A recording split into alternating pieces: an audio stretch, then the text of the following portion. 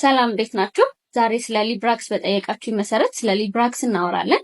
ሊብራክስ ከ5 ሚሊግራም ክሎርዲያዜፖክሳይድ እና ከ2.5 ሚሊግራም ክሊዲኒየም የተሰራ ሲሆን ክሎርዲያዜፖክሳይድ የብሬን አክቲቪቲ ሰፕረስ በማድረግ ወይ ደግሞ በመቀነስ እና ክሊዲኒየም ደግሞ የጨጓራን ጡንቻዎች ሪላክስ በማድረግ አንድ ላይ ስራቸውን ይሰራሉ ማለት ነው።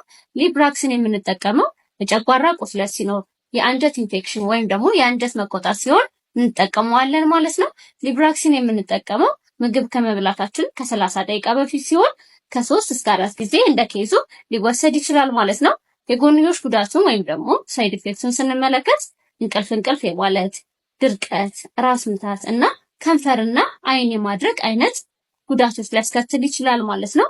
ሊብራክስን ግላኮማ የተባለ የአይን በሽታ ያለበት ሰውና ኦፖይድ የተባሉ የመድኃኒት ግሩፖችን ልክ እንደ ትራማዶል ወይም ደግሞ ሞርፊን አይነት የሚወስዱ ሰዎች እንዲወስዱት አይመከርም ማለት ነው። ሊብራክስ ታብሌትን ለመጀመር ወይም ደግሞ ለማቋረጥ የሐኪም ትዕዛዝ ወይም ደግሞ የሐኪም ማማከር ግዴታ ይፈልጋል ማለት ነው። ስለ ሊብራክስ ጥያቄ ካላችሁ ኮሜንት ማድረግ ትችላላችሁ። አመሰግናለሁ።